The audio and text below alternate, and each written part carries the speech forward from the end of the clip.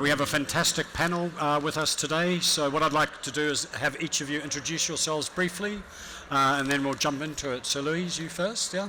Thanks, Peter, and thanks for the opportunity to speak today on this panel. So my name's Louise Assem.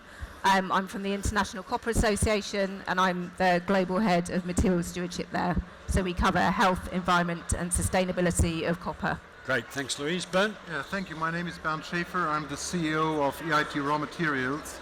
We are the world's leading raw materials consortium, and we are covering innovation, education, business, and we are also running the European Raw Materials Alliance for the European Commission. Great, thank you, Bernd. Andy? Yeah, thank you, Peter, and certainly thank you to the Kingdom for hosting us at this forum. I'm Andrew Irvin. I am the Director of Legal and Corporate Engagement at the Extractive Industries Transparency Initiative. I know that's a mouthful, so EITI for short. Great, good acronym, yes. Andrew. Thank you, Peter, and good afternoon, everybody. My name is Andrew Naylor. I'm Head of Middle East and Global Head of Public Policy at the World Gold Council, which is the international market development organization for the global gold industry. Great. Konstantin. Thank you, Peter. Pleasure to be here. Konstantin Liakov. I'm a partner in Kearney Management Consultants.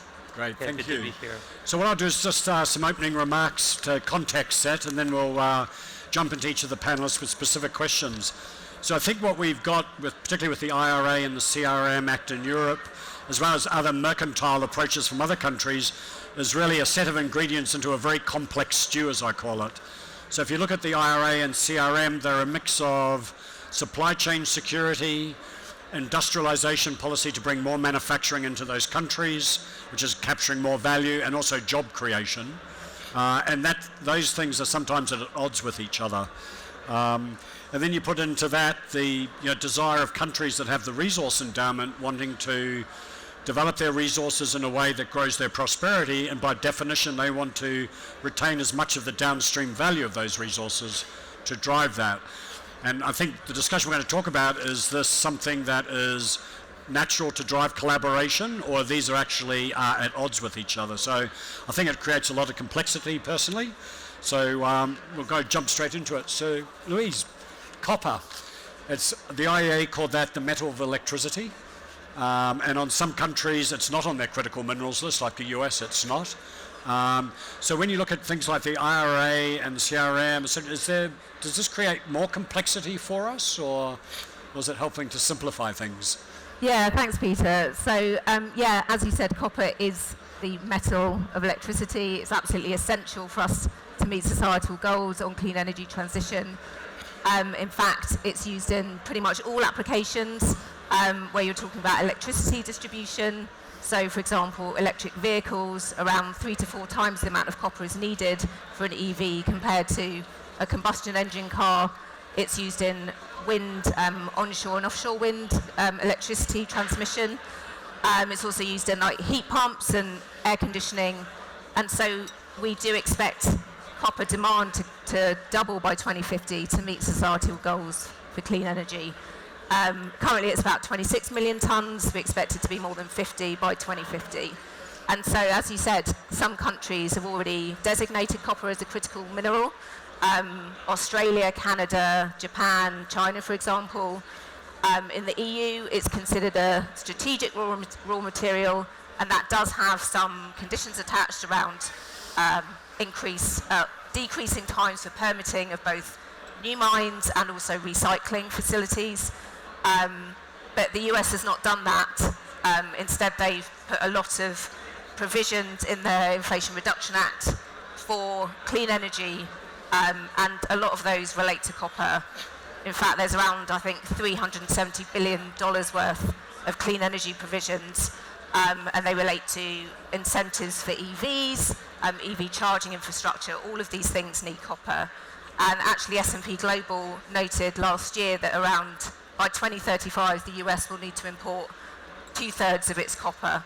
And so I think there is a mismatch between incentives at the bottom end of the value chain versus addressing the kind of access to raw materials like copper at the top end, when you're talking about decreasing permitting times, because really there's enough copper, it's just about access to that material. Great, thanks Louise. Bernd, we've talked about, and it's a big theme of the Future Mineral Forum, which is helping countries move away from the extract and ship model, capture more of the downstream value within the country to help grow prosperity, as I mentioned. In your view, the IRA Act and the CRM Act, do they support that kind of transition, or is it more complex than that?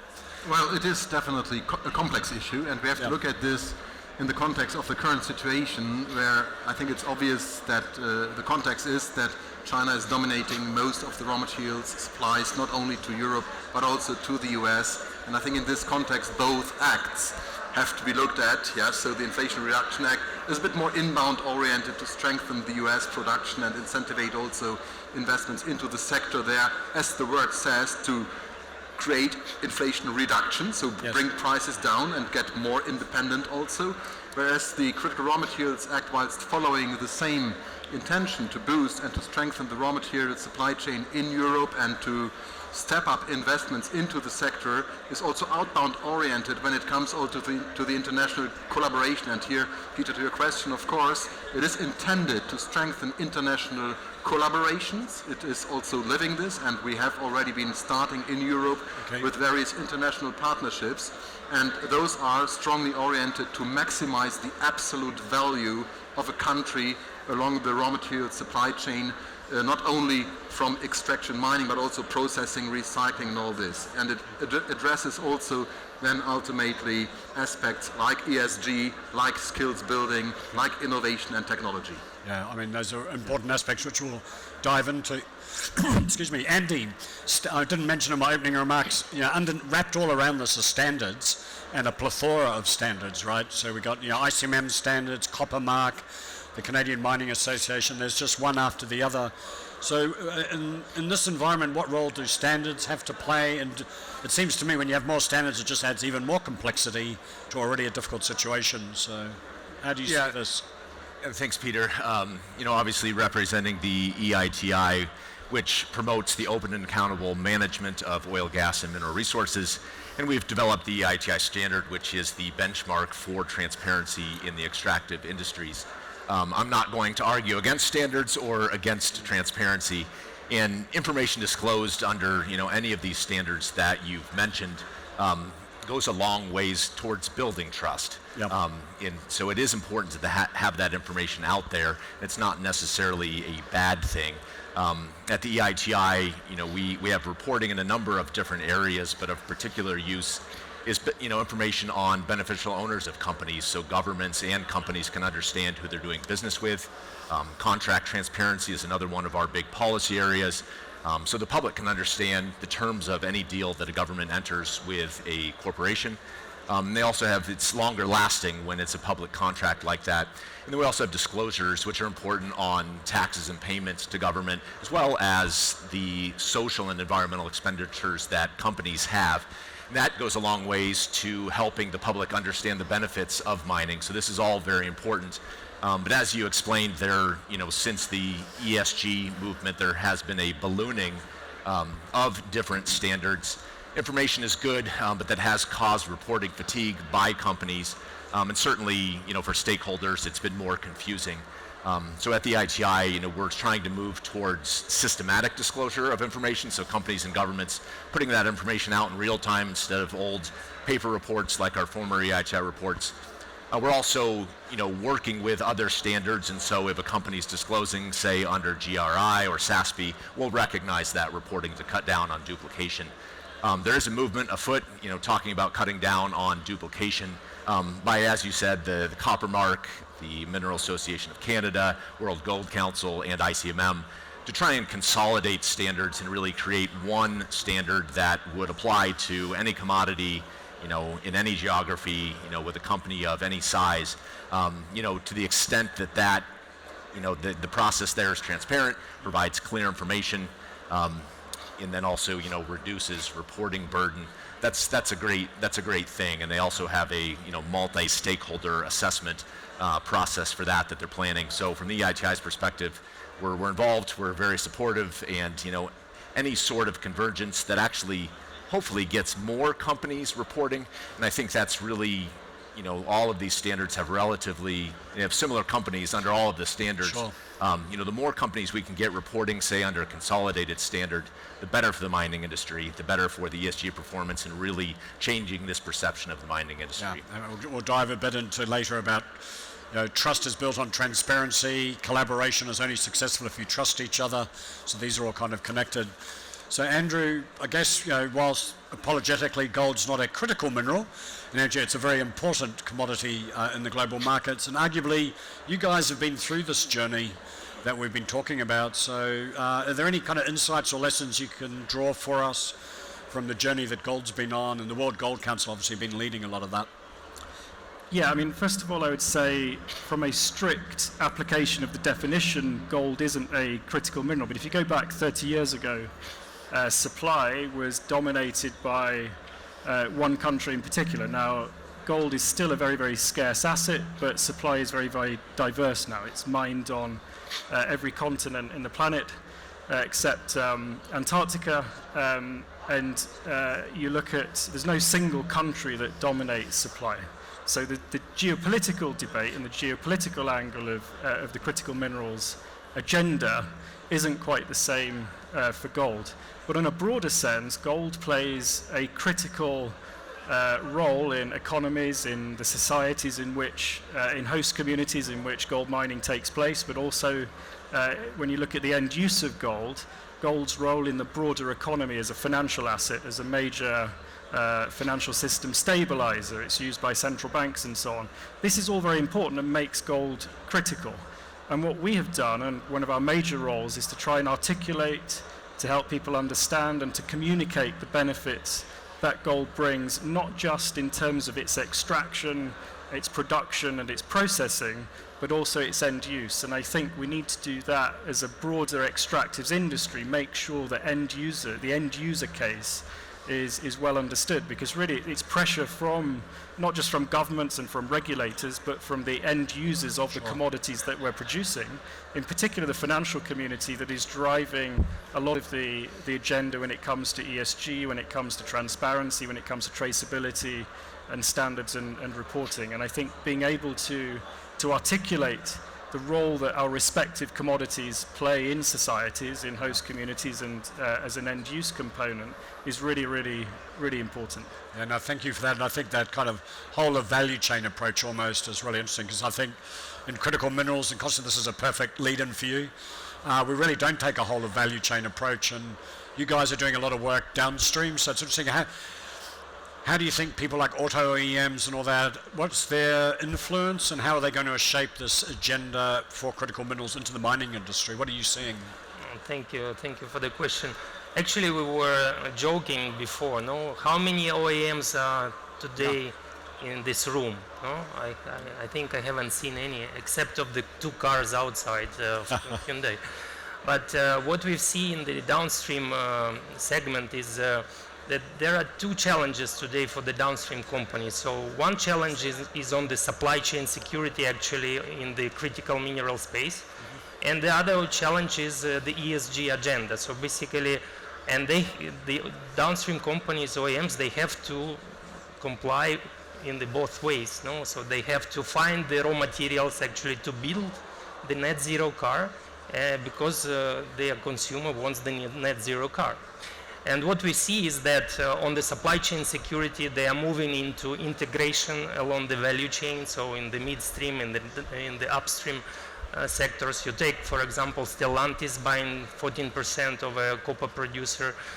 You look at different long-term agreements today that OEMs like BMW are striking for lithium hydroxide and other critical minerals. But and on the ESG topic, what we actually, and we are helping our clients to do is to bring the sustainability concepts in all their processes. And for example, in procurement, we help them to build so-called supplier sustainability control towers. No, because they also themselves, they want a single source of truth and trust for themselves, because they want to understand who their suppliers are and who are the suppliers of their suppliers, because that's what the end consumer is asking. And if you ask me, are they shaping the agenda? I think they are, because who finally shaping everything is us. No, we are end users, so we want to drive a net zero car. We want it to be sustainable, and that's why the downstream companies who are in direct link with their end customers, they have to do it. And so they push through the value chain different standards, and they ask for different certification, etc. So I think they are pretty much in the game, and pretty much driving probably the push in the sustainability, even in mining, I would say. Yeah, no, that's interesting. So, some very good comments here. I'd like to dive into this notion, because I think that, to me personally, I think we're at odds here. So I think the IRA and the CRM Act, Inflation Reduction Act, critical raw minerals, actually are all about, you know, securing supply chains, bringing things into the United States, into Europe, which to me at the surface looks at absolute diametrically opposed to those countries that have the resource endowment saying, I want more of the downstream value within my country or within the super region. And to me, those two concepts seem to be in conflict with each other. So I'm just interested what each of the panelists may think. Is that, we talk about collaboration, but is that really happening? So, Louise, you look right, you're ready to jump out of the gate on that one, and then Bernd maybe, and then others, yeah. Yeah, I'm happy to go first. Yeah, I think you do raise a good point. Obviously, with the Inflation Reduction Act, all the incentives at the bottom end, you know, but supply needs to increase to meet those goals. But I think, you know, what's missing from a lot of the critical or strategic raw materials policies is the standards, is the level playing field around sustainability and responsible production. And I think also it's not just mining. 30% of copper demand is met through recycled material, and both of those will need to grow to 2050. So I think, you know, we need to look at mining. There's been a lot of work on standards at the top end. There needs to be more to connect that value chain, and I think we don't do a good job within society of connecting mining with the products we use through our everyday lives, and I think governments aren't doing that. So I think there is this disparity, but more work to be done at the country level to ensure that the new sources or even expanding existing resources are done so sustainably and responsibly. Yeah, absolutely. Yeah. Anyone else want to jump in on this one? Yes, I fully agree with what Louise just said. I think in context, when we are looking at the exponentially growing demand for raw materials, there is a risk of the extract and ship model, which is purely cost-based. I mean, it's absolutely not differentiated. It's just unit by value, and it's just competing on cost. And this is not what can have any future. So, of course, there is the risk that this is growing by the increasing demand of raw materials, but ultimately we have to strive really for the highest standards, for this one single industry standard and this one single mining standard globally, to also bring to the first step of the extraction in the value chain a value that can help countries to really maximize the absolute value and profitability of the step. And then, of course, once this is being done, we can think and look on how we can go further down the value chain to create even more value to it. But I think it's really a step-by-step approach. We are distorted, yes, today, but I think both acts, the IRA and the CRMA, are having a good potential to help facilitating this process through really the support of bringing those standards to the regions where minerals are being extracted, and also disseminate this into the industry so that also the OEMs accept there must be a certain level also from the way on how raw materials are being generated. And the mantra is changing a bit away from the cost of a unit of raw materials that I'm buying towards the price that you would have to pay of not having it. Sure. And I think all this goes together. Absolutely. Guys, standards. So, you know, right now we have a plethora of standards. They're voluntary, which I think is potentially a problem. So how do we move to this world to get to a single standard that's not voluntary, that the industry, not only the big guys, everybody has to live and, you know, perform to the standard, and it has to be auditable, right? So how do you guys think about, are we on that journey? Do we need to speed it up? I doubt we'll get to a standard that can be required globally, you know, which is why they're voluntary. But, you know, we're talking about end users, and they're going to demand that metals produced have been produced according to a standard, whether voluntary or not, and so they will really determine the game. And hopefully companies will see that, and we'll see more companies, jumping on board with that. In terms of, both of these acts are aimed at, establishing secure mineral supplies, but also transparent mineral supplies. And what I think both acts were aimed at is securing minerals from sources that, are known, they know the origin, and they have, checked all the boxes in terms of environment and human rights. But where we haven't been yet, and where an area, hopefully a consolidated standard will help address this, is really on, supply chain transparency. And that's an area where the ITI has been working with the OECD and London Metals Exchange, and also working on commodity trading transparency, which is a large part of that, and it's a relatively opaque sector. But that, that's an area where we do need a standard, and there really isn't one global or even voluntary standard that many are adhering to. So it's an area where further work is needed. And then Andrew and Constant, maybe just because we're down to the last 2-3 minutes, I think gold, you talked about, Andrew, first, gold having the financial institution, end users of gold working with you. Did you actually go talk to them? Did they come to you? How did that work? And No, our job is is primarily to talk to financial institutions about the end use of gold. But the debate has moved on, I'd say, in the last 5 or 6 years. 5 or 6 years ago, when we talked to an investor about the role of gold in a portfolio, they were interested in gold's financial performance and its financial role in an investment portfolio. Now they're asking, before we get to the technicals and the fundamentals of gold's role as an asset, we're talking about ESG, about responsible production, how we can guarantee provenance, how we can guarantee conformance with certain standards and so on. And a huge amount of pressure is coming from the investor community to harmonize. Okay. Because when you get different standards, you get opportunities for arbitrage, race to the bottom sometimes, and it becomes quite difficult for an end investor to basically decipher and to be assured of compliance with a plethora of standards. So moving towards a harmonized single standard or single set of standards, I think is imperative. But you've also got to think about assurance and enforcement, which is a whole panel on its own. okay. So Constant, a lot of us are working with downstream companies. Should the mining industry be knocking on the door of these companies proactively, do you think? Well, definitely they Versus should offtake. just open the Apple website. No, they sell already carbon neutral Apple Watch. No, that's certified. On the other side, they are asking their suppliers to certify that the cobalt which is being sold them is compliant with all the necessary trading agreements. So definitely they should, and because the downstream companies are at the forefront and they are speeding up, and the mining companies should follow them, and this will happen, I'm pretty sure. I think so, yeah.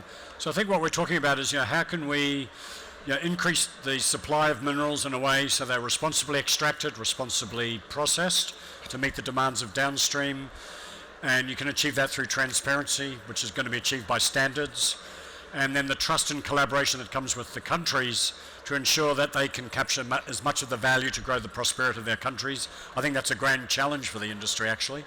Otherwise, it's going to be too competitive and too much tension in the system. So, guys, thanks very much. I think we just scratched the surface, and if you could join me in thanking our great panelists. Thank you. Thanks. Thanks.